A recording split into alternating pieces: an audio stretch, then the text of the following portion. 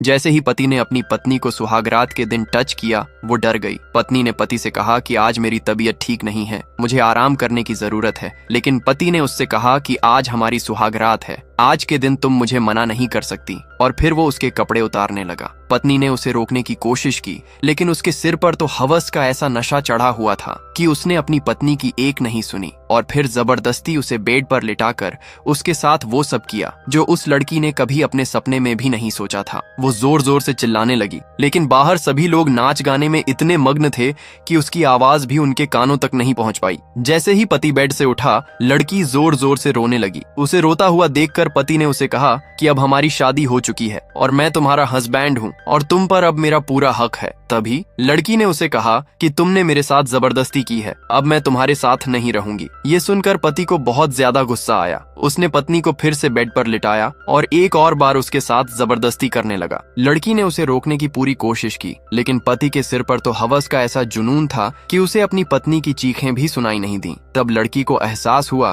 कि उसने इस लड़के से शादी करके अपनी लाइफ की कितनी बड़ी गलती कर दी है। अब कहानी हमें 6 महीने पहले ले जाती है, जहाँ पर हम कमलेश को देखते हैं, जो कि एक हाउसवाइफ है। कमलेश की एक छोटी बेटी है, लेकिन उसका कोई बेटा नहीं है, इसलिए वो अपने देवर को ही अपना बेटा मानती है। कमलेश ज्यादा पढ़ी लिखी नहीं है, लेकिन उसने अपने घर को स्वर्ग की तरह रखा हुआ है। वो दिन भर अपने सास ससुर की देखभाल करती है।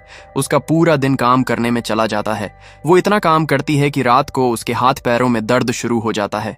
लेकिन कमलेश का पति उससे बहुत प्यार करता है। वो हर रात को कमलेश के पैर दबाता है, क्योंकि वो जानता है कि कमलेश पूरा दिन उसके माता पिता की सेवा करती है। एक दिन कमलेश और उसके घर वाले अरुण के लिए लड़की देखने जाते हैं। सभी लोग लड़की को देखकर काफी ज्यादा खुश होते हैं। पूजा भी उन सभी को इम्प्रेस करने में कोई कमी नहीं छोड़ती। अरुण तो पूजा को देखकर उस पर पूरी तरह फिदा हो जाता है, लेकिन पूजा का मॉडर्न लुक कमलेश को पसंद नहीं आता। वो सोचती है कि पूजा एक जॉइंट फैमिली में रहने लायक नहीं है, इसलिए कमलेश बिना कुछ बोले ही वहाँ से बाहर चली जाती है। सभी लोग कमलेश के इस बर्ताव को देखकर समझ जाते हैं कि उसे पूजा पसंद नहीं आई है, लेकिन अरुण तो पूजा पर पूरी तरह फिदा हो चुका था। वो कमलेश के पास जाता है और उसे मनाने की कोशिश करता है। वैसे तो कमलेश को अभी भी यकीन था कि पूजा उनके घर में ठीक से नहीं रह पाएगी, लेकिन फिर भी अरुण की खुशी के लिए वो इस रिश्ते के लिए मान जाती है। ये देखकर अरुण की खुशी का ठिकाना ही नहीं रहता। अब सीन कुछ दिनों बाद शिफ्ट होता है। जब कमलेश अपनी सास के साथ कहीं पर जा रही होती है, तभी रास्ते में वो कुछ लोगों को प्रोटेस्ट करते हुए देखती है। कमलेश भीड़ को रास्ते से हटने को बोलती है, लेकिन वो लोग तो कमलेश को भी अपने साथ में ले लेते हैं। कमलेश को ये देखकर बहुत ज्यादा गुस्सा आता है, क्योंकि उस प्रोटेस्ट में सिर्फ लड़कियां ही होती हैं और कमलेश का मानना है कि लड़कियों को ये सब करने की कोई जरूरत नहीं है। उसकी सोच है कि लड़कियों को हमेशा घर की 4 दीवारों में ही रहकर अपने परिवार की सेवा करनी चाहिए। इसी बीच उसकी नजर पूजा पर पड़ती है, जो कि इन सभी लड़कियों को लीड कर रही होती है। ये देखकर कमलेश का गुस्सा 7वें आसमान पर पहुंच जाता है। वो गुस्से में पूजा का हाथ पकड़ती है, उसे उसके घर लाती है और उसके हाथ से सगाई की अंगूठी निकालकर रिश्ता तोड़ देती है। ये देखकर पूजा के घर वाले बहुत ज्यादा दुखी होते हैं, लेकिन कमलेश को इससे कोई फर्क नहीं पड़ता। लेकिन जब वो घर लौटती है तो उसके घर वाले उसे काफी बातें सुनाते हैं। कमलेश के पति, जिन्होंने आज तक उसे कभी कुछ नहीं बोला, आज पहली बार वो कमलेश से काफी ज्यादा नाराज लग रहे थे। उन्होंने कमलेश से कहा कि तुम्हें पूजा के घर जाकर उसके घर वालों से माफी मांगनी होगी, लेकिन कमलेश ने उन्हें साफ इनकार कर दिया और कहा कि वो लड़की हमारे अरुण के लिए सही नहीं है। लेकिन तभी अरुण कमलेश से कहने लगा कि उसे पूजा में कोई कमी नजर नहीं आती, वो उसे बहुत ज्यादा पसंद करता है। और फिर सभी घर वाले कमलेश के खिलाफ हो गए और कमलेश से कहा कि तुम्हें पूजा के घर जाकर उससे माफी मांगनी होगी। लेकिन तभी उन्हें पता चलता है कि पूजा खुद कमलेश से मिलने आई है। कुछ देर बाद हम उन दोनों को साथ में बातें करते हुए सुनते हैं। कमलेश पूजा से बोलती है कि वो बिल्कुल पढ़ी लिखी नहीं है, इसी वजह से उसे भी ज्यादा पढ़े लिखे लोग पसंद नहीं आते हैं। और फिर वो पूजा से माफी मांगने वाली होती है कि तभी पूजा बोलती है कि उसे उससे माफी मांगने की कोई जरूरत नहीं है।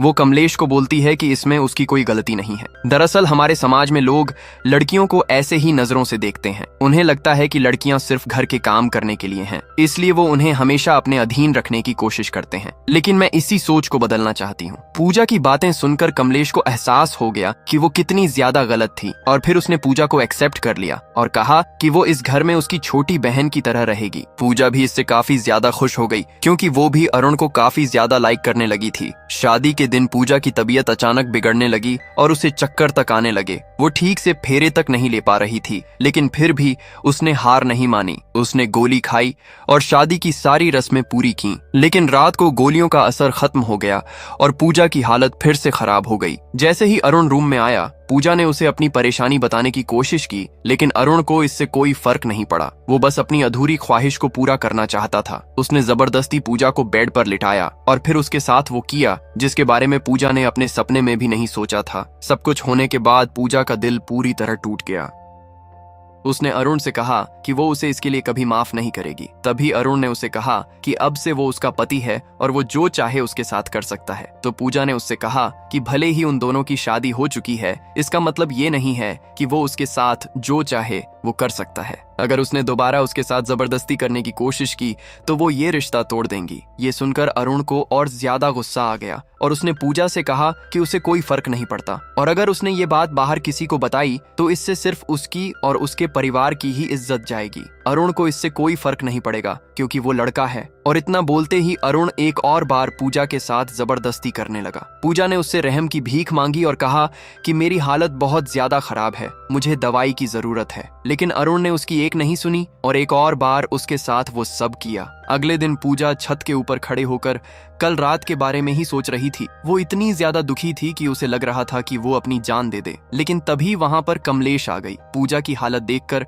कमलेश को कुछ भी समझ नहीं आया। उसने पूजा से पूछा कि वो यहाँ ऊपर अकेली क्या कर रही है। पूजा सोच रही थी कि वो कमलेश को कल रात के बारे में बता दे, लेकिन उसकी हिम्मत ही नहीं हुई। लेकिन कमलेश को पूजा की हालत देखकर लग रहा था कि उसके साथ कुछ तो गलत हुआ है, इसलिए उसने पूजा को उसके माँ से मिलाने का फैसला किया। घर आने के बाद पूजा ने अपनी माँ को सारी बात बता दी और कहा कि वो उस इंसान के साथ नहीं रह सकती। सब कुछ सुनने के बाद पूजा की माँ ने उसे जो जवाब दिया उससे पूजा की बची हुई उम्मीद भी टूट गई। पूजा की माँ ने उसे कहा कि अब वो अरुण की पत्नी है और हर औरत का फर्ज बनता है कि वो अपने पति को खुश करे। ये सब सुनकर पूजा का दिल पूरी तरह टूट गया। उसकी बची खुची उम्मीद भी खत्म हो गई। बाद में जब वो कमलेश के साथ वापस घर लौट रही थी, तभी रास्ते में कमलेश ने उसे बताया कि उसने अरुण और उसके लिए एक होटल बुक किया ताकि वो दोनों हनीमून के लिए वहां कुछ दिन साथ बिताएं। कमलेश की ये बात सुनकर पूजा बहुत ज्यादा घबरा गई। उसने वॉशरूम का बहाना बनाया और मौका देखकर वहां से भाग गई। काफी देर इंतजार करने के बाद भी जब पूजा नहीं लौटी तो कमलेश को शक हुआ कि कहीं पूजा के साथ कुछ गलत तो नहीं हुआ। वो पागलों की तरह पूजा को ढूंढने लग गई। काफी देर इधर उधर भटकने के बाद कमलेश को पूजा एक जगह पर बैठी हुई मिली। वो सीधा पूजा के पास गई और उससे पूछा कि आखिर वो अकेली यहाँ पर क्या कर रही है। वो उसके लिए कितनी ज्यादा परेशान हो गई थी। अब पूजा के पास और कोई रास्ता नहीं बचा था तो उसने कमलेश को सारी बात बता दी और कहा कि वो अरुण के साथ एक दिन भी नहीं रह सकती। ये सुनकर कमलेश को बहुत ज्यादा गुस्सा आया और उसने सीधा पूजा को एक जोर से थप्पड़ मारा और कहा कि अरुण कभी ऐसा नहीं कर सकता। मैं बचपन से उसे जानती हूँ, वो मेरे बेटे की तरह है। पूजा ने कमलेश को बहुत समझाया, लेकिन अरुण के लिए कमलेश के दिल में जो प्यार था उसे लगा कि वो कभी ऐसा कर ही नहीं सकता। गुस्से में कमलेश पूजा को घसीट कर वापस घर लाती है, लेकिन एक औरत होने की वजह से कमलेश को लग रहा था कि शायद पूजा सच बोल रही हो। अगले दिन जब पूजा कमलेश के साथ हनीमून पर जाती है तब वो काफी ज्यादा नर्वस और डरी हुई होती है, लेकिन अरुण उसके साथ इतनी प्यार से बात करता है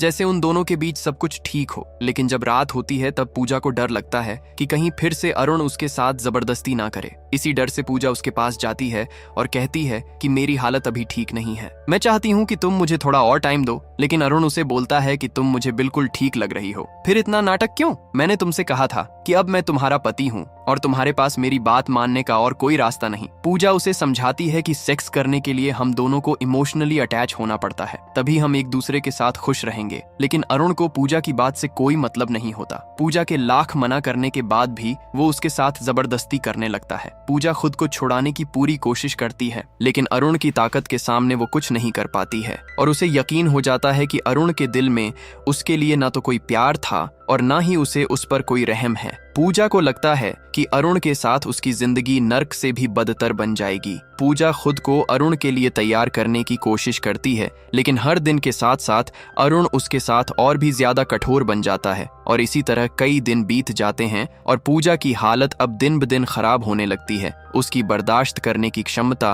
पूरी तरह खत्म हो जाती है। ऐसे ही एक रोज वो खुद को कमरे में बंद कर लेती है और अरुण से भीख मांगती है कि आज का वो दिन वो उसे बख्श दे, क्योंकि उसके पीरियड्स चल रहे होते हैं। लेकिन अरुण उसे बोलता है कि चुपचाप दरवाजा खोल दो, और अगर तुमने दरवाजा नहीं खोला तो मैं इसे तोड़ दूंगा, और फिर जो तुम्हारे साथ होगा उसकी जिम्मेदार तुम खुद होंगी। अरुण की इस गुस्सैल मिजाज को देखकर पूजा बहुत ज्यादा डर जाती है और उसे समझ आता है कि अरुण के दिल में रहम नाम की कोई चीज नहीं है। खुद को बचाने के लिए पूजा के पास बस अब एक ही रास्ता होता है, अपनी जान देना का। गुस्से में पूजा बाजू में पड़ा एक ब्लेड उठाती है और उससे अपनी नस काट लेती है, और यहीं पर हमारा ये पार्ट एंड होता है। दोस्तों, अगर आपको इसका सेकंड पार्ट देखना है तो वीडियो को लाइक और चैनल को सब्सक्राइब कर दें। Thank you for watching.